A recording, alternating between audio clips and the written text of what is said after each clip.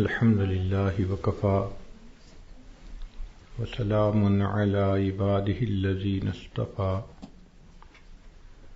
أما بعد أعوذ بالله من الشيطان الرجيم بسم الله الرحمن الرحيم كل نفس ذائقة الموت ثم إلينا ترجعون سبحان ربك رب العزة عما يصفون وسلام على المرسلين والحمد لله رب العالمين اللهم صل على سيدنا محمد وعلى آل سيدنا محمد وبارك وسلم اللهم صل على سيدنا محمد وعلى آل سيدنا محمد وبارك وسلم اللهم صل على سيدنا محمد وعلى آل سيدنا محمد وبارك وسلم انسانی زندگی ہوا میں رکھے ہوئے چراغ کی مانند ہے۔ جس طرح ہوا میں رکھا ہوا چراغ ایک جھونکے کا محتاج ہوتا ہے، انسانی زندگی بھی ایک پل کی محتاج ہوتی ہے۔ زندگی کیا ہے تھرکتا ہوا ننھا سا دیا، ایک ہی جھونکا جسے آ کے بجھا دیتا ہے، یا سرے مژگاں غم کا تھرکتا ہوا آنسو، پلک چھپکنا جسے مٹی میں ملا دیتا ہے۔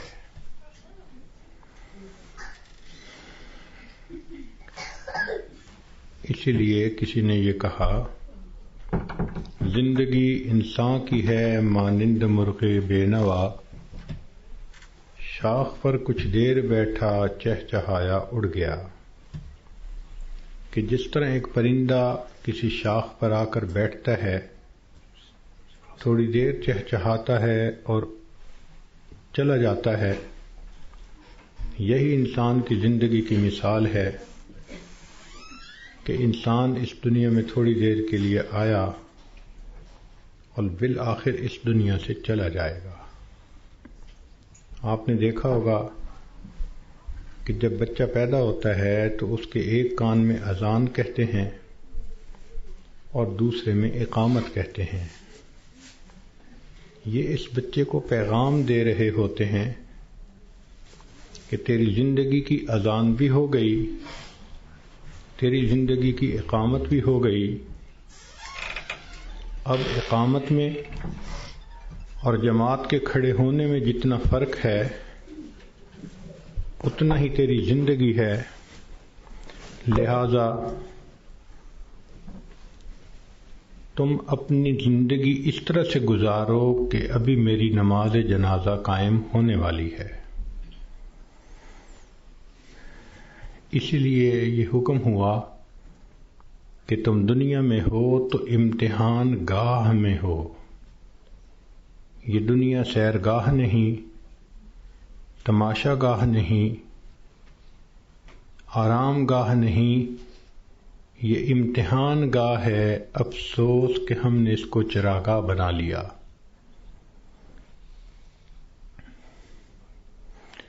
اللہ رب العزت نے مومن کا گھر آخرت میں بنایا ہے، اس کا انحصار انسان کے اعمال پر ہے۔ چنانچہ ہر انسان کا ایک گھر جنت میں بنتا ہے، ایک جہنم میں۔ جب موت کا وقت آتا ہے تو اگر وہ جنتی آدمی ہے تو اس کو اس کا جنت کا گھر دکھایا جاتا ہے، اس کے دل خوش ہوتا ہے اس کو دیکھ کے، اور اسی خوشی کے عالم میں اس کی روح کو قبض کر لیا جاتا ہے۔ اور برا انسان جب موت کے قریب پہنچتا ہے تو اس کو جہنم میں اس کا گھر دکھایا جاتا ہے، جس کی وجہ سے اس پر ایک خوف طاری ہوتا ہے، اور اسی خوف کی حالت میں اس بندے کی روح کو قبض کر لیا جاتا ہے۔ یہ بات ذہن میں رکھیے کہ دنیا مٹی گارے سے بنی اور فنا ہونے والی ہے، اور جنت سونے اور چاندی سے بنی اور ہمیشہ باقی رہنے والی ہے۔ ایک بزرگ فرمایا کرتے تھے کہ اے دوست، جتنا دنیا میں رہنا ہے اتنا دنیا کے لیے کوشش کر لے، اور جتنا آخرت میں رہنا ہے اتنا آخرت کے لیے کوشش کر لے۔ ہماری دنیا کی زندگی تو ہے 150 سال، اور آخرت کی زندگی ہمیشہ ہمیشہ۔ امام غزالی رحمۃ اللہ علیہ نے ایک مثال لکھی ہے کہ اگر زمین اور آسمان کے درمیان رائی کے دانے بھر دیے جائیں اور ایک پرندہ 1000 سال کے بعد آئے اور ایک دانہ کھائے، پھر 1000 سال کے بعد آئے دوسرا دانہ کھائے، پھر 1000 سال کے بعد آ کر تیسرا دانہ کھائے، ایک وقت آئے گا کہ زمین و آسمان کے درمیان رائی کے یہ سب دانے ختم ہو جائیں گے، آخرت کی زندگی کبھی ختم نہیں ہوگی۔ جب ہم نے اتنا وہاں جا کر رہنا ہے تو ہم سوچیں کہ ہمارے دن کی ترتیب کیا ہے۔ ہم تو اپنے 24 گھنٹے کا سکیجول ایسے بناتے ہیں کہ جیسے دنیا ہی میں رہنا ہے، اور آخرت کی تیاری کے لیے تو وقت ہی نہیں نکالتے۔ اسی کو غفلت کہتے ہیں اور اسی کو دھوکہ کہتے ہیں۔ اس لیے دنیا کا نام ہے دار الغرور، دھوکے کا گھر۔ اور یہ دھوکہ صرف جاہلوں کو اور ان پڑھوں کو نہیں لگتا، یہ پڑھے لکھے عقل مندوں کو بھی لگتا ہے۔ وہ دنیا کی زندگی میں ایسے مست ہو جاتے ہیں کہ نمازوں کی فرصت ہی نہیں ہوتی۔ غور کریں تو آج کا ہر انسان اپنی جنت سجانے میں لگا ہوا ہے۔ میرا گھر ایسے ہو، میرا بزنس ایسے ہو، بیوی ایسی ہو، بچے ایسے ہوں، گاڑی ایسی ہو۔ ہر بندہ اپنے ذہن کے اندر ایک جنت سجا کر اس کو بنانے میں لگا ہوتا ہے، اور اس کو یہ نہیں پتا کہ اللہ نے تو جنت آخرت میں سجائی ہے، دنیا میں تو ہم تیاری کے لیے تھے۔ اس کا اندازہ آپ کو اس بات سے ہوگا کہ آج ہر بندے کو یہ فکر ہوتی ہے کہ میرے بعد میرے بچوں کا کیا ہوگا۔ جس عورت کو دیکھ لو، جس مرد کو دیکھ لو، اس کے ذہن میں یہی فکر کہ میرے بعد میرے بچوں کا کیا ہوگا۔ کبھی ہم نے یہ بھی سوچا کہ بچوں کے مرنے کے بعد بچوں کا کیا ہوگا؟ تو ہماری سوچ تو ہے ہی دنیا کی۔ اسی لیے جب مرنے والا دنیا سے جاتا ہے تو اس پہ کوئی نہیں رو رہا ہوتا۔ کہتے ہیں کہ ایک نوجوان نیک آدمی تھا، وفات کے قریب گھر کے سارے لوگ رونے لگے۔ اس نے والد سے کہا کہ ابو کیوں روتے ہیں؟ اس نے کہا میرا جوان بیٹا فوت ہو رہا ہے، اب میرا سہارا کون بنے گا؟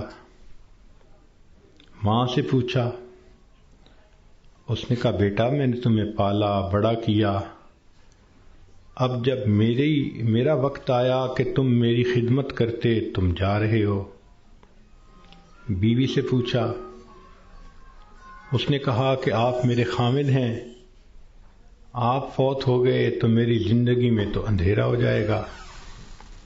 بچوں سے پوچھا، انہوں نے کہا کہ ہمارے سر کا سایہ ہیں اور ہمارا سایہ ختم ہو گیا۔ اس نے کہا کہ اس کا مطلب یہ ہے کہ تم سب کے سب اپنے لیے رو رہے ہو، میرے لیے تو تم میں سے کوئی نہیں رو رہا. تو رونے والے بھی اپنے لیے روتے ہیں، مرنے والے کے لیے کون روتا ہے؟ الا ماشاء اللہ. اس لیے آج وقت ہے تیاری کرنے کا. جیسے اسکول میں امتحان ہوتا ہے، ایک اے پیپر ہوتا ہے، ایک بی پیپر ہوتا ہے. دونوں میں پاس ہو جائیں تو بس اگلی کلاس میں چلے جاتے ہیں. یہی ہمارا حال کہ دنیا کی زندگی میں ہمیں تیاری کا حکم دیا گیا. قبر میں جائیں گے تو اے پیپر ہوگا اور اس میں 3 کویسچن پوچھے جائیں گے. تیرا رب کون ہے؟ تیرے نبی علیہ السلام کون ہے؟ تیرا دین کون سا ہے؟ اور جب انسان قیامت کے دن اٹھے گا تو پھر اس کا بی پیپر لیا جائے گا، اور بی پیپر کے اندر 4 کویسچن ہوں گے. تم نے زندگی کیسے گزاری، جوانی کیسے گزاری، کدھر سے کمایا، کہاں پہ خرچ کیا، اور تم نے اپنے علم پہ کتنا عمل کیا. جو اے پیپر بی پیپر دونوں میں کامیاب، اس کو اللہ رب العزت پھر جنت کا گھر عطا فرما دیں گے. مگر اس کا یہ مقصد نہیں کہ جی ہمیں تو ان سوالوں کے جوابات کا پتہ ہے تو ہم موت کے وقت جواب دے لیں گے. ایسا نہیں ہوگا. جیسے زندگی گزری ہوگی ویسا انسان قبر میں جواب دے سکے گا. جس نے دنیا میں نمازیں نہ پڑھیں، جو بے پردہ پھرتی رہی، جس نے غیبت کی، لوگوں کے دل دکھائے، اللہ کی بندیوں کے لیے جو وبال جان بن کر پھرتی رہی، جب یہ قبر میں جائے گی تو یہ نہیں کہہ سکے گی کہ میرا دین اسلام ہے. اس کا تو طرز زندگی ہی اور تھا، تو اسلام کا نام کیسے لے سکے گی؟ جو بے پردہ پھرتی ہے وہ کیسے کہہ سکے گی کہ میں نبی علیہ الصلوۃ والسلام کو اپنا نبی مانتی ہوں، ان کی تعلیمات کو اپنایا نہیں، ان کی سنتوں کی تو دھیان نہیں دیا، تو کیسے جواب دے سکیں گے؟ تو اس لیے کتنے لوگ ہوتے ہیں جو موت کے وقت کلمہ پڑھنا چاہتے ہیں، پڑھ نہیں پاتے. چنانچہ ایک ڈاکٹر ہیں، ڈاکٹر نور محمد صاحب، ملتان کے ہیں. انہوں نے زندگی کے 35 سال ایمرجنسی وارڈ کے اندر ڈیوٹی کی. انہوں نے موت کے اوپر ایک کتاب لکھی ہے.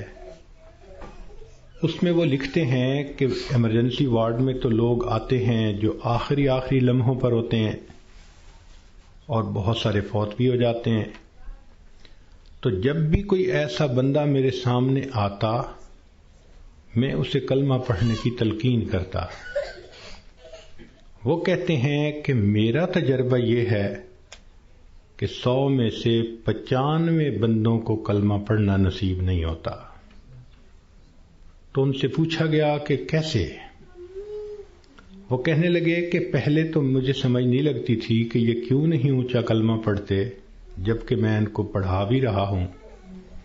پھر ایک بندے کو میں نے کہا کہ تمہیں ہارٹ پرابلم ہے، ہارٹ اٹیک ہے، تو میں تم سے پوچھوں گا کہ تم کلمہ پڑھو، اور اگر تم نہ پڑھ سکو گے تو میں پوچھوں گا کہ تم پڑھنا چاہتے ہو، پڑھ نہیں پا رہے؟ اس نے کہا بہت اچھا، میں جواب دوں گا.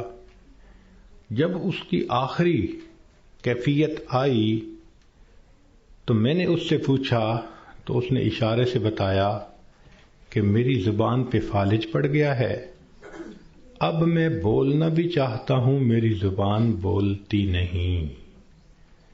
آج اللہ نے زبان کا کنٹرول ہمیں دیا. ہم چاہیں تو ایک دن میں ہزاروں دفعہ کلمہ پڑھ سکتے ہیں، لیکن جس عورت نے جیتے جاگتے کلمہ پڑھا ہی نہ، دن گزر گئے، ہفتے گزر گئے، مہینے گزر گئے، زبان پہ کلمے کا ورد جاری ہی نہیں ہوتا، دنیا کی باتیں، دنیا کی باتیں، دنیا کے فیشن، تو موت کے وقت اچانک کلمہ کیسے جاری ہو جائے گا؟ اس لیے اس سے پہلے کہ لوگ ہمیں کلمہ پڑھائیں، ہم اپنے اختیار سے کلمہ پڑھنے کی مشق کر لیں۔ تو دنیا کی زندگی میں ہم آئے ہیں آخرت کی تیاری کرنے کے لیے۔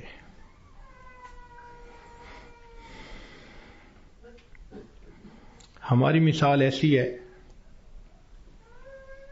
کہ جیسے ایک آدمی کا ویزا لگ چکا ہو اور وہ بورڈنگ پاس لے کر لاؤنج کے اندر پہنچ گیا ہو اور اپنی فلائٹ کے اناؤنس ہونے کا انتظار کر رہا ہو۔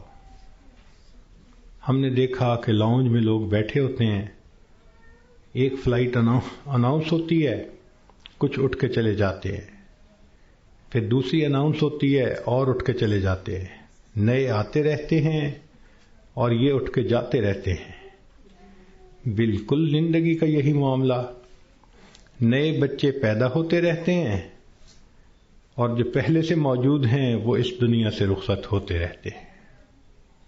ہم سب کا موت کا ویزا لگ چکا، ہم لاؤنج میں ہیں، کب ہماری فلائٹ ہے یہ بھی ہمیں پتہ نہیں۔ نبی علیہ الصلوۃ والسلام نے ارشاد فرمایا، میری امت کی عمریں بین 70 و 60، 60 اور 70 کے درمیان ہوں گی، یعنی ایسا بھی ہوگا کہ کسی کی عمر 100 سال یا اس سے زیادہ، اور ایسا بھی ہوگا کہ کوئی پیدا ہوتے ہی بچہ مر جائے گا۔ تو جب اوسط نکالیں گے تو گراس ایوریج اس امت کی 60 سے 70 سال بنے گی۔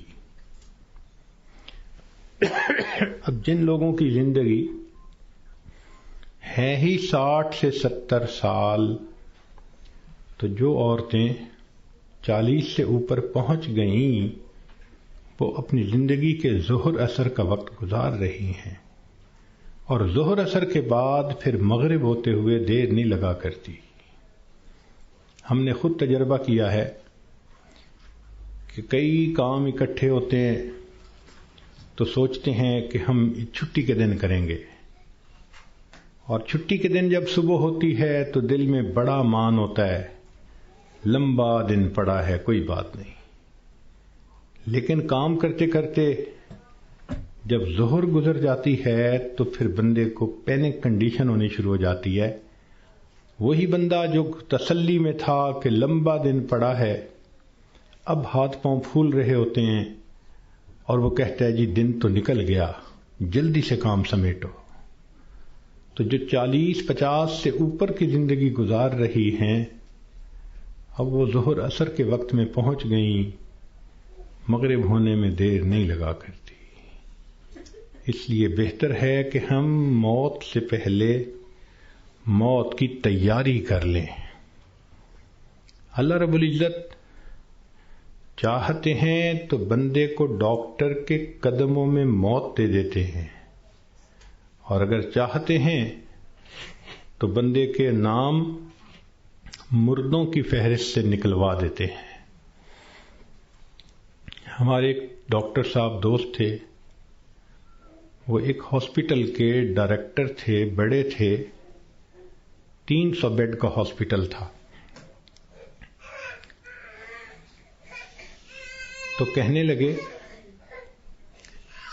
کہ ایک مرتبہ میرے پاس لسٹ آئی ان مریضوں کی جو فوت ہو گئے، تو روزانہ میں سائن کرتا تھا تو وہ ڈیڈ باڈیز وارثوں کے حوالے کر دی جاتی تھی۔ تو میں سائن کرنے لگا تو میرے ذہن میں خیال آیا کہ میں ذرا ان کے چہرے تو دیکھ لوں۔ کہنے لگا میں نے چہرے جو دیکھے تو ایک بوڑھا آدمی تھا، ایسے ہی میرے ذہن میں گیا کہ کہیں اس کو فٹ کا دورہ تو نہیں پڑا۔ تو میں نے ٹیکا منگوایا اور انجیکشن اس کو لگا دیا، اللہ کی شان وہ اٹھ کے بیٹھ گیا. مردوں کی فہرست میں اس کا نام لکھا جا چکا ہے.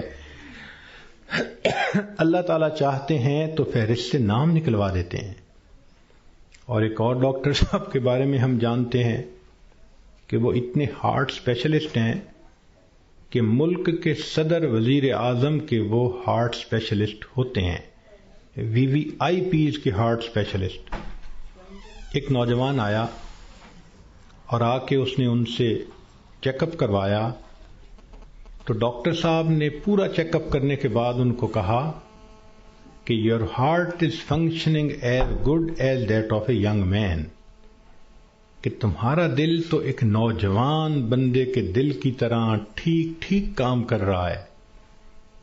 اس نوجوان نے ان سے اپنی فائل پکڑی اور پیچھے مڑ کر جو قدم اٹھایا وہیں اس کو ہارٹ اٹیک ہوا اور ڈاکٹر کی آنکھوں کے سامنے اس کی جان نکل گئی. تو اللہ تعالیٰ چاہتا ہے تو ڈاکٹر کے قدموں میں جان دے دیتا، موت دے دیتا ہے، اور اللہ تعالیٰ چاہتا ہے تو مردوں کی فہرست سے بندے کا نام نکلوا دیتا ہے. اور کئی مرتبہ انسان موت سے بھاگ کے جا رہا ہوتا ہے اور حقیقت میں موت کے قریب ہو رہا ہوتا ہے. چنانچہ سلیمان علیہ السلام کا دربار ہے، ایک شخص داخل ہوا اور اس نے وہاں بیٹھے ہوئے کسی آدمی کو بڑے غور سے دیکھا. تو جس بندے کو غور سے دیکھا اس پہ بہت خوف طاری ہوا. وہ اٹھ کے سلیمان علیہ السلام کے پاس آیا، حضرت مجھ پہ بہت خوف ہے اس شخص کا جس نے مجھے غور سے دیکھا، آپ پلیز ہوا کو حکم دیں مجھے دور فلاں جزیرے کے اندر پہنچا دے. تو سلیمان علیہ السلام نے ہوا کو حکم دیا. اتنے میں آپ نے اس بندے کو بلایا جس نے گھور کے دیکھا تھا. پوچھا کہ بھئی کون ہو؟ اس نے جواب دیا جی ملک الموت. تم اسے گھور کے کیوں دیکھ رہے تھے؟ تو کہنے لگے کہ میں اس لیے اس کو غور سے دیکھ رہا تھا کہ اس کی روح تو میں نے فلاں جزیرے کے اندر نکالنی ہے اور یہ آپ کے دربار میں یہاں بیٹھا ہوا ہے. تو سلیمان علیہ السلام نے بتلایا کہ اس نے مجھ سے خود ریکویسٹ کی کہ مجھے فلاں جزیرے میں پہنچا دیں. ملک الموت نے کہا السلام علیکم، میں بھی اسی جزیرے میں جا رہا ہوں اس کی روح کو قبض کرنے کے لیے. بنی اسرائیل کے 5-6 آدمی سفر پہ 7 آدمی سفر پہ جا رہے تھے. اچانک بارش شروع ہو گئی، بجلی چمکنے لگ گئی. اتنی خوفناک بجلی چمک رہی تھی کہ ان کو یہ خیال ہوا کہ آج یہ ہم میں سے کسی نہ کسی کو لے کے جائے گی. وہ ایک غار کے اندر چھپ گئے، مگر بارش بھی نہ تھمتی تھی اور بجلی چمکنا بھی نہ رکتی تھی. تو انہوں نے فیصلہ کیا کہ بھئی ایسے کرو، ایک ایک کر کے باہر نکلو، جس کو بجلی نے جلانا ہوگا وہ جلا دے گی تو باقی تو سکون کا سفر کر سکیں گے. چنانچہ ایک نکلا، بجلی چمکی مگر اس کو جلایا نہیں، وہ واپس آ گیا. پھر دوسرا نکلا، خیریت سے واپس آ گیا. تیسرا نکلا، چوتھا نکلا، 6 نکلے اور 6 کے 6 کو بجلی نے نہیں جلایا. ایک باقی رہ گیا. سب کہنے لگے کہ تو منحوس ہے، بدبخت ہے، تیری وجہ سے یہ ساری مصیبت آئی ہوئی ہے، نکل باہر. اس نے کہا میں نہیں نکلتا. سب زور لگا رہے ہیں، کہہ رہے ہیں، لڑ رہے ہیں کہ نکل باہر، وہ کہتے نہیں نکلتا. وہ ایسا وہاں پر جمع کہ اس نے کہا جو مرضی کر لو، میں غار سے باہر نہیں نکلوں گا.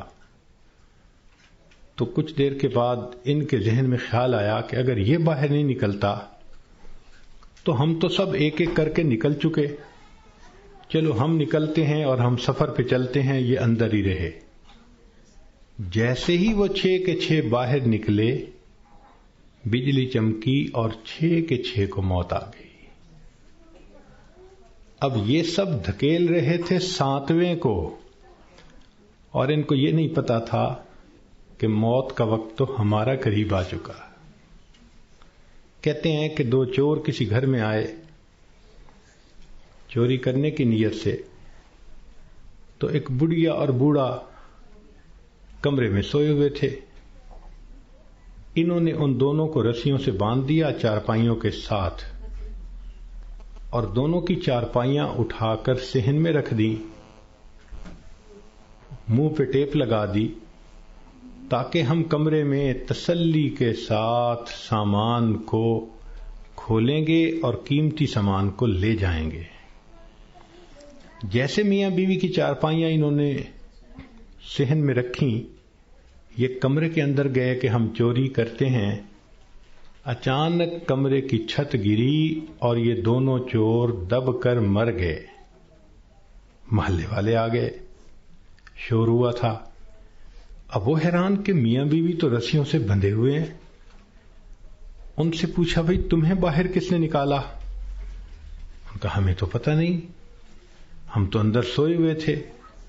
ان کو کھولا گیا، جب ملبہ ہٹایا گیا تو اس کے اندر 2 چوروں کی لاشیں دبی ہوئی تھیں۔ پتہ چلا کہ چور ان کو نکال رہے تھے کہ ہم چوری کریں گے، اور ان کو یہ نہیں پتا تھا کہ ہم اپنی موت کا خود انتظام اپنے ہاتھوں سے کر رہے ہیں۔ تو انسان کئی مرتبہ موت سے دور بھاگتا ہے، اور حقیقت میں وہ موت کے قریب سے قریب تر ہو رہا ہوتا ہے۔ اس لیے ہمیں چاہیے کہ ہم موت کی تیاری کریں۔ مہلت ہر ایک کو ملی ہے، کسی کو کم کسی کو زیادہ۔ اس مہلت سے جو فائدہ اٹھائیں وہ خوش نصیب انسان ہے۔ اس دنیا میں آپ کو اللہ کا منکر تو مل جائے گا، رسالت کا منکر بھی مل جائے گا، دین کا منکر بھی مل جائے گا۔ اس دنیا میں آپ کو موت کا منکر کوئی نہیں مل سکتا۔ دہریے سے دہریہ بھی ہوگا تو یہ مانے گا کہ ایک دن مجھے موت آنی ہے۔ جب موت آنی ہی ہے تو کیوں نہ انسان اس کے لیے تیاری کر لے۔ اور موت کی تیاری یہ نہیں کہ انسان جاگنگ کرے اور ویٹ لفٹنگ کرے اور ایکسرسائز کرے، نہیں۔ موت کی تیاری یہ ہے کہ انسان اپنے پچھلے گناہوں سے توبہ کر لے، آئندہ نیکوکاری کی زندگی گزارنے کا ارادہ کر لے، اور جو لوگوں کے حقوق اس پر ہیں ان سے معافی مانگ لے۔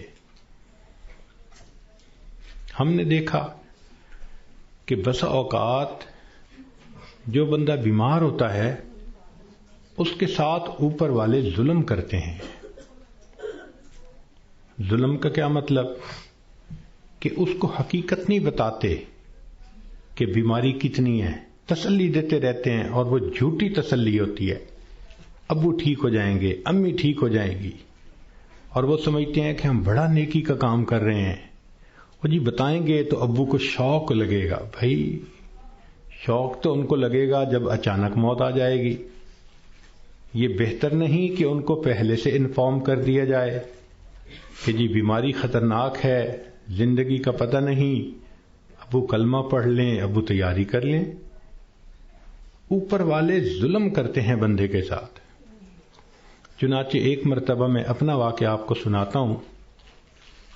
ایک صاحب تھے جو سیکٹری لیول کے تھے، بہت لکھے پڑھے اور بڑی ان کی تنخواہ اور گاڑیاں اور ٹیلنٹڈ انسان۔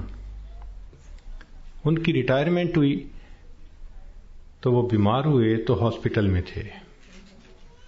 گھر آئے تو ہم ان کی تباہ پرسی کے لیے حاضر ہوئے۔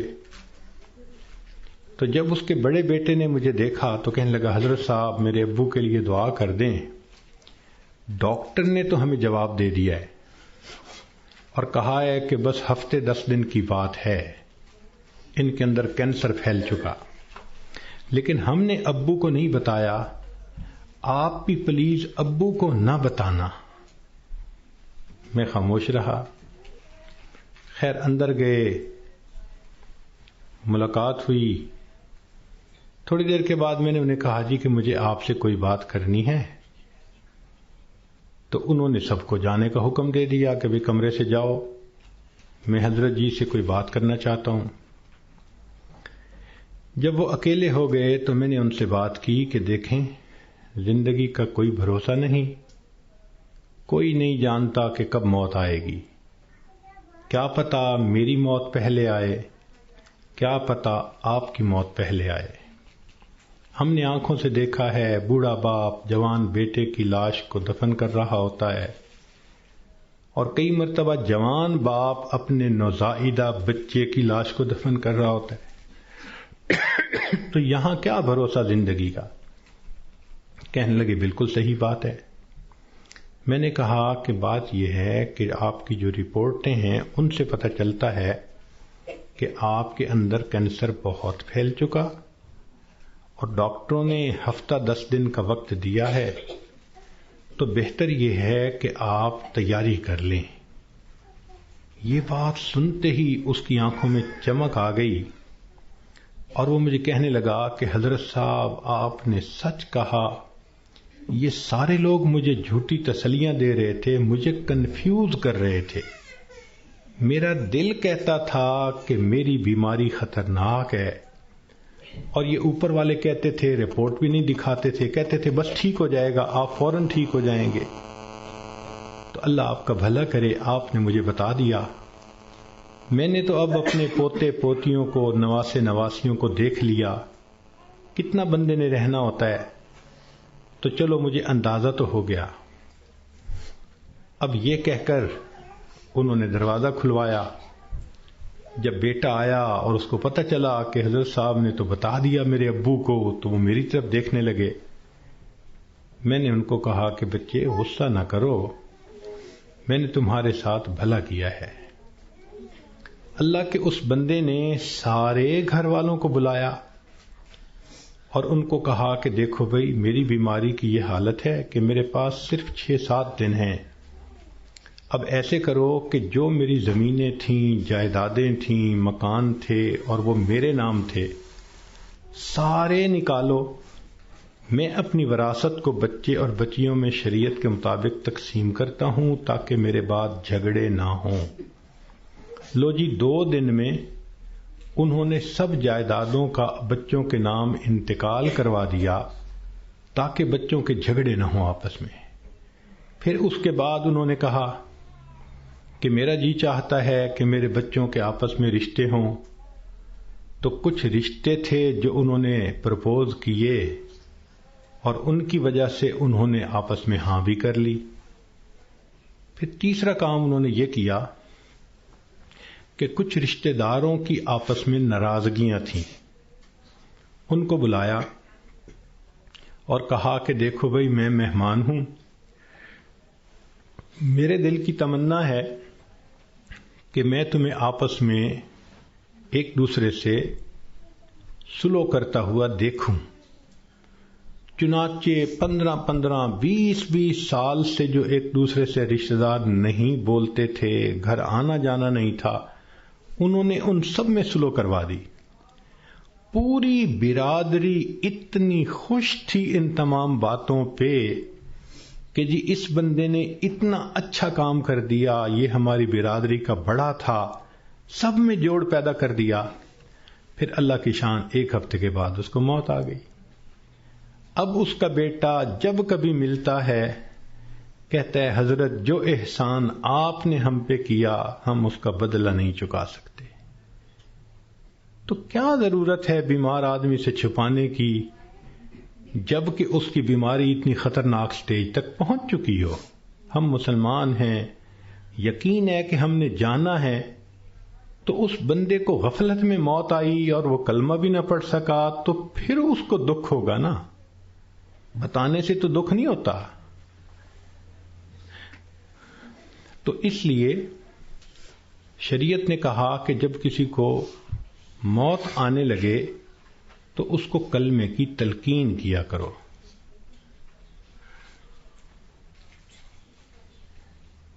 ہم نے یہ دیکھا ہے کہ ادھر بندے کے آخری لمحہ ہوتا ہے اور ادھر بیوی جو ہے آگے بڑھتی ہے اور بیٹی کو کرتی ہے.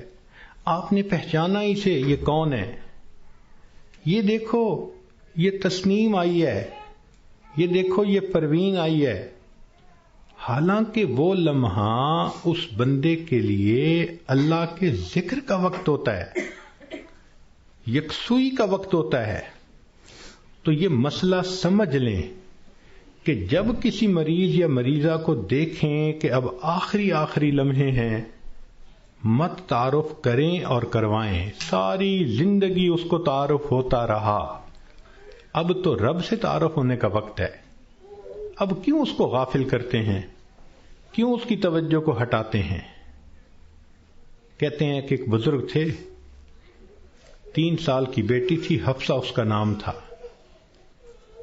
ایک دن ان کے اوپر ہارٹ اٹیک ہوا اور وہ اسی کنڈیشن میں آنکھیں بند کر کے اللہ سے لو لگا کے پڑے ہوئے تھے.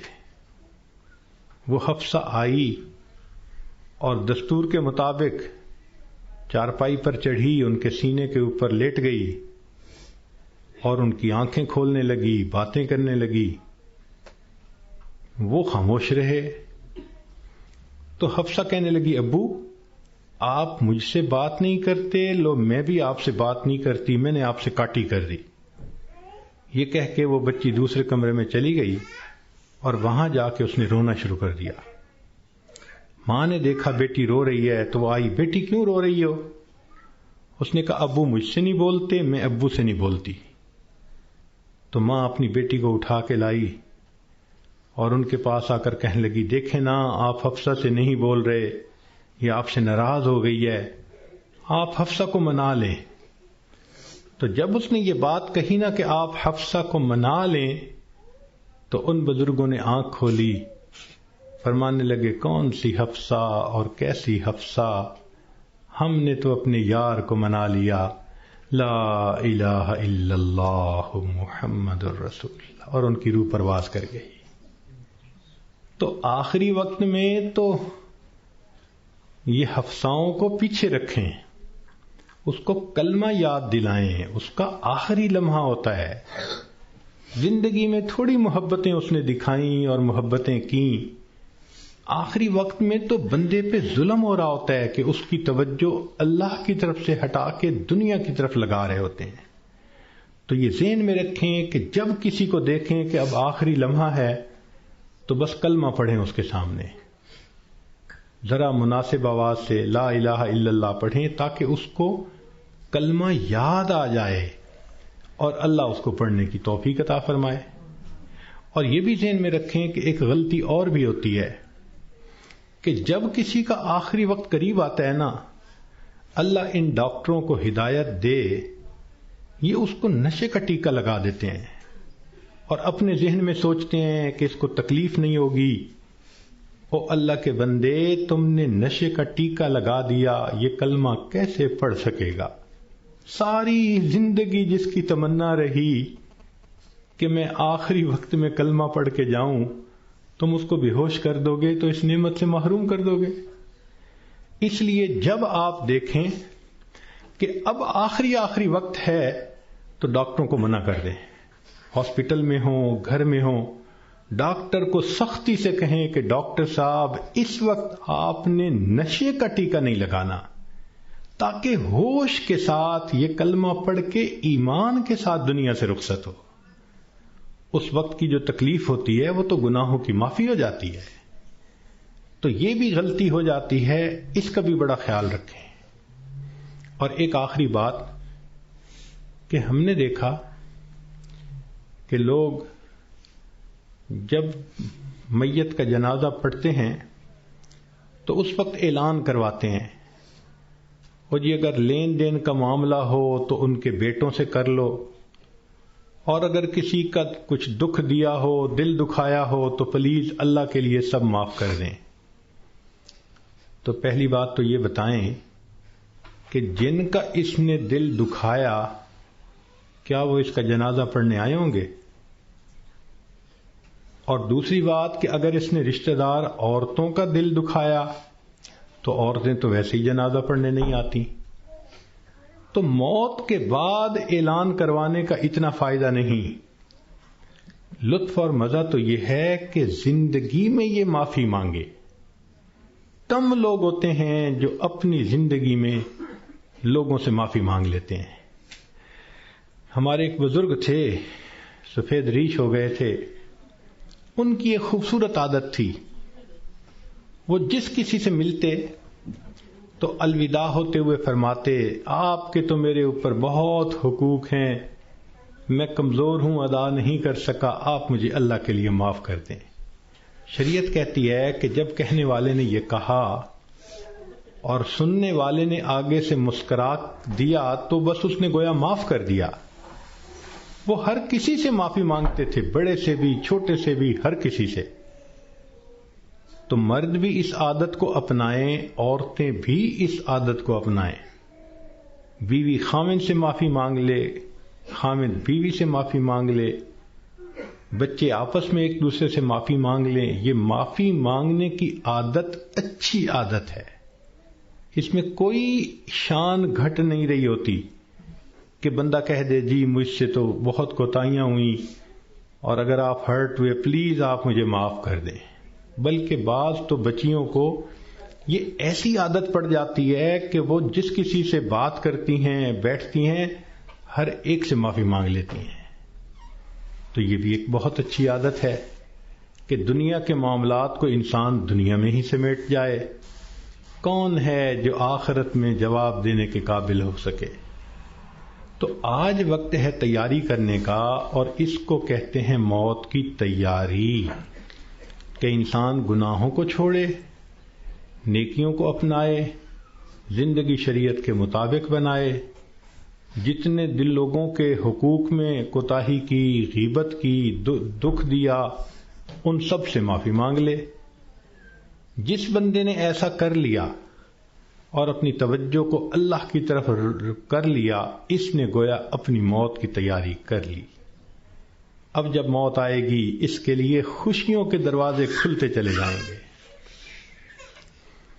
تو ہمیں چاہیے کہ ہم موت کے لیے تیار رہیں. ہمیں نہیں معلوم کہ ہمیں کس حال میں موت آئے گی.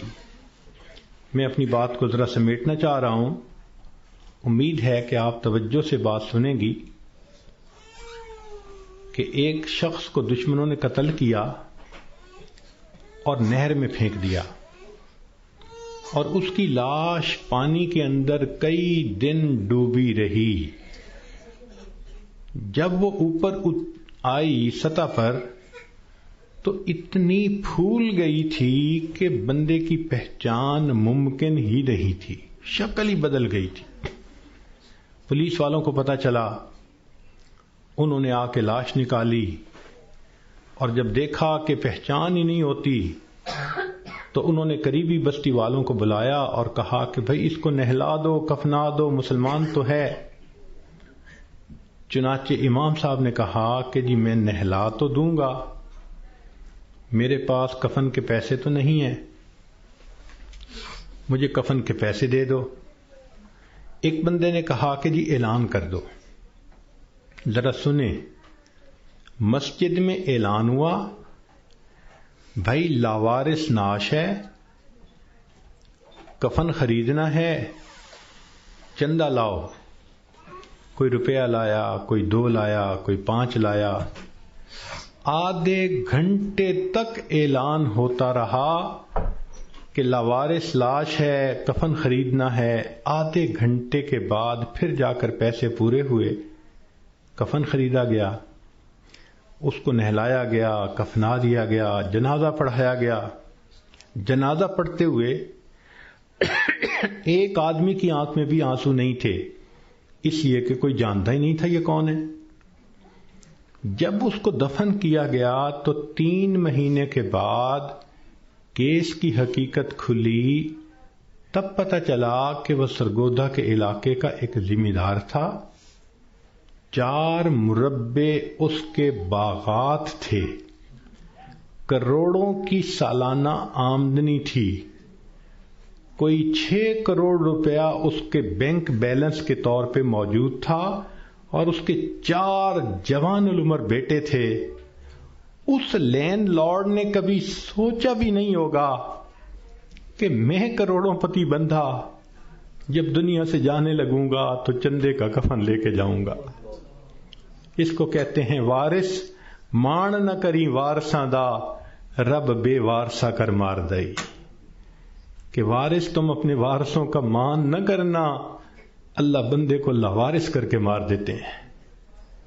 ہمیں کیا پتا کس حال میں موت آئے گی، آج وقت ہے اس موت کی تیاری کرنے کا۔ اس لیے امام غزالی رحمۃ اللہ علیہ فرماتے ہیں، اے دوست تجھے کیا معلوم کہ بازار میں وہ کپڑا پہنچ چکا ہو جسے تیرا کفن بننا ہے، ہم نہیں جانتے کب ہمارا کفن بازار میں آ جائے گا۔ لوگ یعنی شادی اور بیاہ میں مشغول ہوتے ہیں اور ان کو نہیں پتا ہوتا ان کے کفن کا کپڑا پہنچ چکا ہوتا ہے۔ اس لیے چاہیے کہ ہم موت کی تیاری کریں، نیکی کریں، جھوٹ کی زندگی سے بچیں، سچ کی زندگی کو اختیار کریں، نبی علیہ السلام کی ایک ایک سنت کو اپنائیں تاکہ موت کے لیے ہم بھی تیار رہیں۔ کیا معلوم کب جانا پڑ جائے۔ ہمارا حال تو وہی ہے کہ بارات پہنچ گئی تھی اور لڑکی والے لڑکی کے کان سلوانے گئے ہوئے تھے کہ جی ہم نے کانوں میں بالیاں ڈالنی ہیں۔ جیسے اس لڑکی والوں کو شرمندگی ہوئی، وہی حال ہمارا ہے کہ ملک الموت پہنچ جائیں گے اور ہم نے ابھی تیاری ہی نہیں کی ہوگی۔ ہم نے کتنی بار آنکھوں سے دیکھا جوان العمر بیٹا چارپائی کے اوپر لیٹا ہوا ہوتا ہے، ماں آگے بڑھتی ہے، بیٹے تجھے کیا ہوا، مجھے بتاؤ تو صحیح۔ بیٹا خاموش ہوتا ہے، ماں رو کر کہتی ہے بیٹے تم تو میری ہر بات پہ لبیک کہا کرتے تھے، تم میرے اتنے فرما بردار بیٹے تھے، کیا ہوا؟ بیٹا اپنی اماں سے نہیں روٹھا کرتے، نہیں خفا ہوتے، بتاؤ تمہیں کیا ہوا۔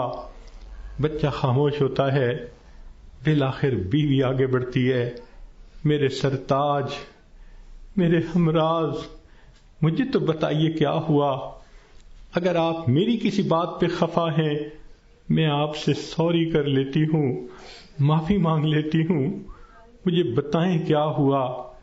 نوجوان خاموش ہوتا ہے، بہن آگے بڑھتی ہے، میرے ویر مجھے بتائیں تو صحیح کیا ہوا۔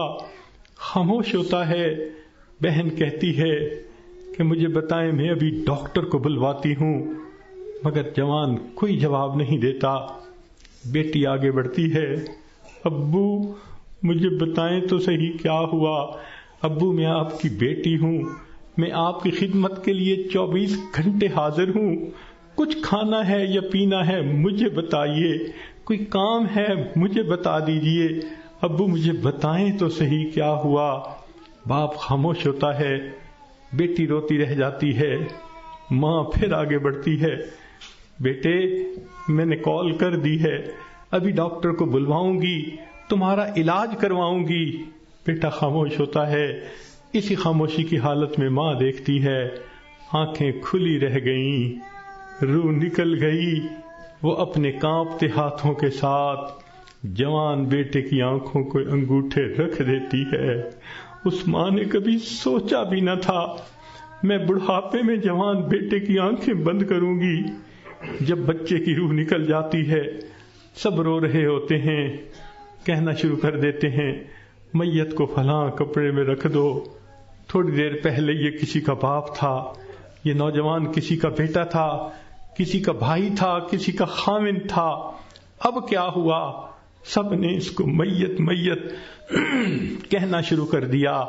تو جواب ملے گا اصلی انسان تو چلا گیا، یہ اس کا جسم باقی ہے، اس کو بھی ہم اس کے اصلی گھر پہنچائیں گے۔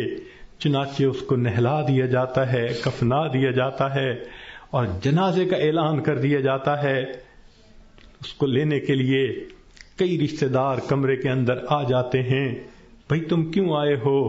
ہم اس کو اس کے اصلی گھر پہنچانے کے لیے، بھئی یہ گھر بھی تو اسی کا تھا، اسی نے پلاٹ خریدا، اسی نے نقشے بنوائے، اسی نے کمرہ بنوایا، اسی نے یہ مکان بنوایا، ماربل لگوایا، کہاں کہاں سے فرنیچر ڈھونڈا، کہاں کہاں سے بجلی کی فٹنگز خرید کے لایا، ابھی تو دیواریں بھی میلی نہیں ہوئی، تم اس کو لینے آ گئے ہو۔ سب کہیں گے یہ تو عارضی گھر تھا، اصلی گھر تو آگے ہے، 2 گز زمین کا ٹکڑا، چھوٹا سا تیرا گھر ہے۔ سب اس کو کندھوں پہ اٹھا لیتے ہیں، رشتہ دار جمع ہیں، سب قبرستان تک پہنچ جاتے ہیں، جنازہ پڑھتے ہیں، پھر قبر میں اتارنے کا وقت آتا ہے۔ شریعت کا یہ حکم ہے کہ جو قریب ترین رشتہ دار ہو وہ قبر میں اتارے۔ ہم نے اپنی آنکھوں سے یہ منظر دیکھے، جوان بیٹے کو باپ قبر میں اتار رہا ہوتا ہے، بھائی کو بھائی قبر میں اتار رہا ہوتا ہے۔ اللہ کی شان، یہ تو شریعت کی مہربانی ہے، اس نے عورتوں کو منع کر دیا کہ تم جنازے میں اور قبرستان میں مت جاؤ۔ اگر کبھی عورتوں کو بھی حکم ہوتا کہ تم جاؤ اور اپنے بیٹے کو دفن کر کے آؤ، مجھے تو لگتا ہے کتنی مائیں ہوتی جو جوان بیٹے کے ساتھ خود بھی دفن ہونا پسند کرتی۔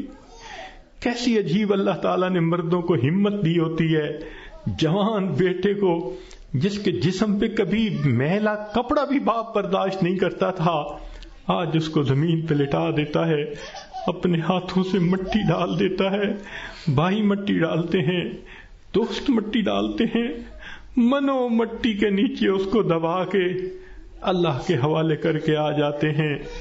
جب اللہ کے حوالے ہونا ہی ہے، اے انسان تو اپنے آپ کو آج اللہ کے حوالے کر دے۔ اللہ میں اپنے آپ کو آپ کے حوالے کرتی ہوں، جو آپ کا حکم ہوگا میں اس پہ چلوں گی، جو گناہ ہوگا میں اس سے بچوں گی۔ آج حوالے کریں گے تو اس کا فائدہ ہوگا۔ چنانچہ انسان کو بالآخر اللہ کے حضور جانا ہی ہے۔ حضرت علی عنہ فرمایا کرتے تھے، موت کی تکلیف کینچیوں سے کتر دینے سے زیادہ سخت ہوتی ہے، موت کی تکلیف دیگ میں بھون دینے سے زیادہ سخت ہوتی ہے۔ اگر موت کی تکلیف کا اندازہ لگانا ہو تو آپ عورتوں کو تو بہت آسانی سے لگ سکتا ہے۔ کئی مرتبہ آگ پہ کھانا بناتے ہوئے آپ کی انگلی جلی ہوگی، کتنے دن اس کی تکلیف رہتی ہے۔ کیوں کہ جہاں سے انگلی جلی وہاں کے گوشت سے روح سمٹ کر باقی جسم کے اندر آ گئی۔ اگر اتنی تھوڑی سی جگہ سے روح سمٹ گئی، اتنی تکلیف ہے۔ جب پورے جسم سے روح سمیٹ لی جائے گی اس وقت تکلیف کیا ہوگی، ذرا اس کو یاد کر لیجئے۔ آج وقت ہے ہم اس کی تیاری کر لیں، پھر موت کے وقت تکلیف ایسی نہیں ہوگی۔ چنانچہ حدیث پاک میں آتا ہے، جب مومن کی موت کا وقت آتا ہے اللہ تعالیٰ ملک الموت کو بھیجتے ہیں، جنت کے فرشتوں کو بھی بھیجتے ہیں، وہ جنت کی خوشبوؤں کے رومال بھی لے کے آتے ہیں اور اس بندے کے سینے پہ خوشبوؤں والا رومال رکھ دیتے ہیں۔ اس بندے کو جنت کی خوشبو آتی ہے، اس کا دماغ معطر ہو جاتا ہے اور اس کی روح کو ایسے قبض کرتے ہیں جیسے مکھن میں سے بال نکال لیتے ہیں۔ جب اس کی روح کو لے کے چلے جاتے ہیں اللہ تعالیٰ فرشتوں کو حکم فرماتے ہیں، دیکھو یہ میرا نیک بندہ تھا، روح کو قبض کر لیا گیا، اب جدھر سے اس کا جنازہ گزرے گا تم راستے کے دونوں طرف ادب سے کھڑے ہو جاؤ۔ سبحان اللہ، مومن کی کیا شان ہے، جہاں جہاں سے جنازہ گزرتا ہے فرشتے راستے کے دونوں طرف ادب سے کھڑے ہوتے ہیں۔ حدیث پاک میں آتا ہے، جس جگہ یہ بیٹھ کر نماز پڑھتا تھا زمین کا وہ ٹکڑا رو رہا ہوتا ہے، جہاں قرآن پڑھا کرتا تھا زمین کا وہ حصہ رو رہا ہوتا ہے، آسمان کے وہ دروازے روتے ہیں جہاں سے اس کے لیے رزق اتارا جاتا تھا۔ سبحان اللہ، یہ اللہ کے عاشق کی موت ہے۔ اس لیے کہا گیا کہ عاشق کا جنازہ ہے، ذرا دھوم سے نکلے، محبوب کی گلیوں سے ذرا گھوم کے نکلے۔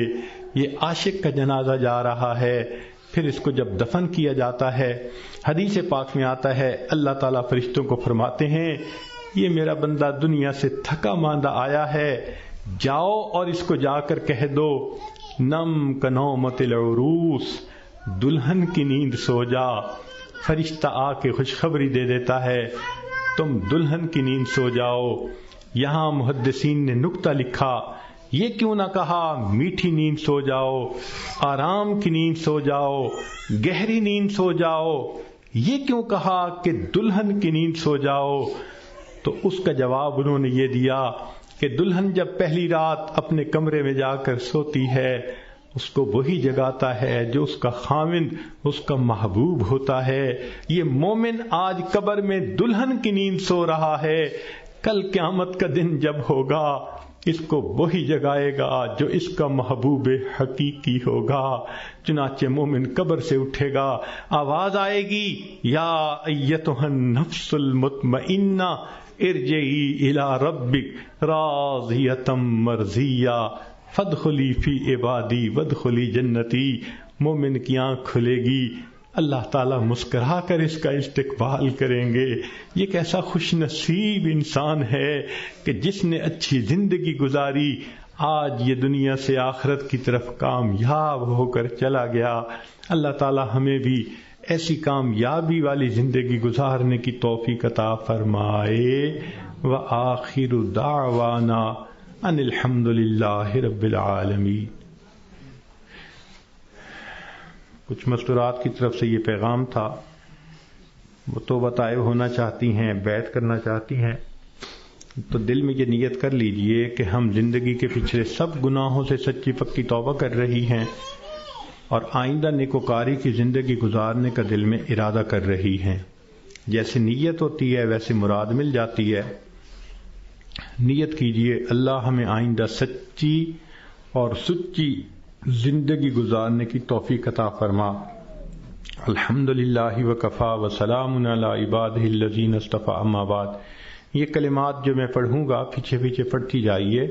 بسم اللہ الرحمن الرحیم، لا الہ الا اللہ محمد الرسول اللہ، آمنت باللہ وملائکتہ وکتبہ ورسلہ والیوم الآخر والقدر خیرہ وشرہ من اللہ تعالی والبعث بعد الموت۔ آمنت باللہ کما ہوا باسمائہ وصفاتہ وقبلت جمیع احکامہ اقرار باللسان وتصدیق بالقلب۔ اشہد ان لا الہ الا اللہ واشہد ان محمدا عبدہ ورسولہ۔ استغفر اللہ ربی من کل ذنب واتوب الیہ برحمتک یا ارحم الراحمین۔ بس ان کلمات کو پڑھنے سے اب آپ بیت ہو چکی ہیں۔ چند معمولات ہیں جن کو اگر آپ باقاعدگی سے کریں گی تو اللہ تعالیٰ آپ کے دل کو منور فرما دیں گے۔ ان میں سے پہلی چیز ہے 100 مرتبہ استغفار صبح شام پڑھنا، استغفر اللہ ربی من کل ذنب واتوب الیہ۔ اور دوسرا ہے 100 مرتبہ درود شریف صبح شام پڑھنا، اللہم صلی علی سیدنا محمد وعلی آل سیدنا محمد وبارک وسلم۔ تیسرا ہے قرآن مجید کی تلاوت کرنا، ایک پارہ کرے تو بہت اچھا، ورنہ آدھا پارہ صحیح۔ اور چوتھی چیز ہے کہ چلتے پھرتے ہر وقت دل میں اللہ کا دھیان رکھنا۔ اور پانچویں چیز ہے مراقبہ کرنا۔ مراقبے کا طریقہ یہ ہے کہ ساری دنیا کے خیالات سے آپ تھوڑی دیر کے لیے اپنے آپ کو فارغ کر لیں، آنکھوں کو بند کر لیں، سر کو جھکا لیں، دنیا اور جو کچھ دنیا میں ہے اس سے ہٹ کٹ کے اللہ رب العزت کی یاد میں ڈوب جائیں اور یہ سوچیں کہ اللہ رب العزت کی رحمت آ رہی ہے، دل میں سما رہی ہے، دل کی ظلمت اور سیاہی دور ہو رہی ہے، اور میرا دل اللہ اللہ اللہ، یہ میرا دل کہہ رہا ہے، دل بول رہا ہے اور میں سن رہی ہوں۔ 10-15 منٹ اس طرح بیٹھنے سے آپ کے دل کے اندر اللہ کی محبت بھرے گی۔ ابھی تھوڑی دیر دعا سے پہلے اس کی مشق کر لیں۔ جتنی عورتیں بیٹھی ہیں تھوڑی دیر آنکھوں کو بند کر لیں اور اپنے دل کی طرف دھیان کریں کہ میرا دل اللہ اللہ اللہ کہہ رہا ہے۔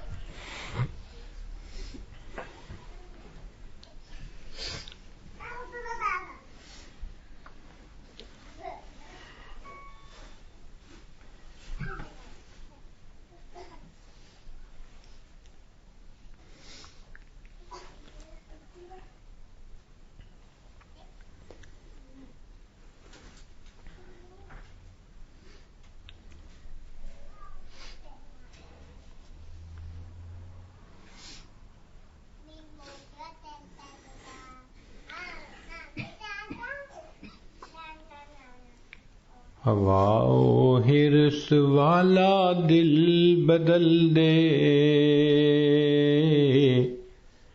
میرا غفلت میں ڈوبا دل بدل دے۔ ہوا و حرص والا دل بدل دے، میرا غفلت میں ڈوبا دل بدل دے۔ بدل دے دل کی دنیا، دل بدل دے، خدایا فضل فرما دل بدل دے۔ گنہگاری میں کب تک عمر کاٹوں، بدل دے میرا رستہ دل بدل دے۔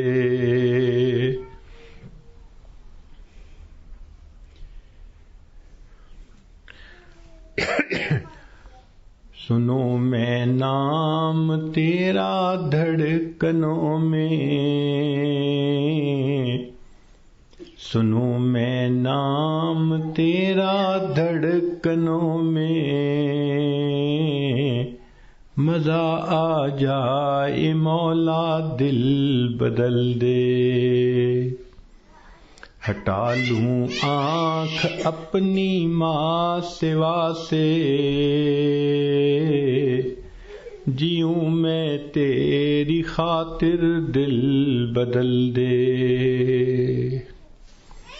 یہ کیسا دل ہے سینے میں الہی،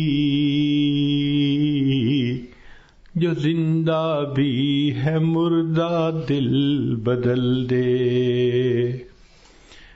پڑا ہوں تیرے در پر دل شکستہ، رہوں کیوں دل شکستہ دل بدل دے۔ تیرا ہو جاؤں اتنی آرزو ہے، بس اتنی ہے تمنا دل بدل دے۔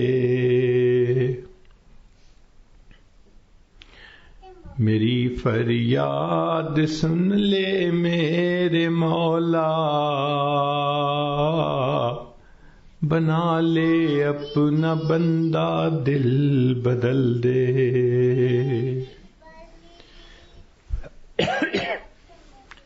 گنہگاری میں کب تک عمر کاٹوں،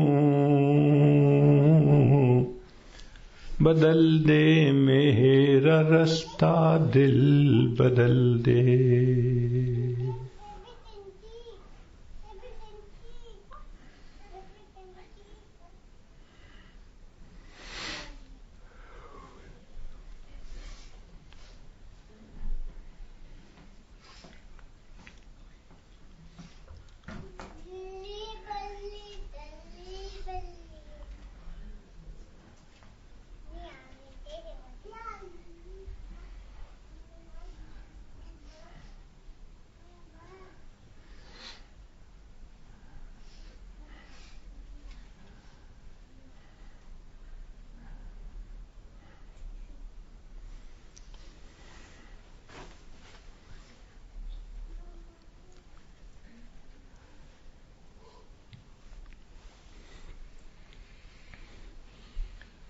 لا الہ الا اللہ محمد الرسول اللہ. دعا کر لیجئے. سبحان ربی العلی وحاب اللہم صلی علی سیدنا محمد وعلی آل سیدنا محمد وبارک وسلم.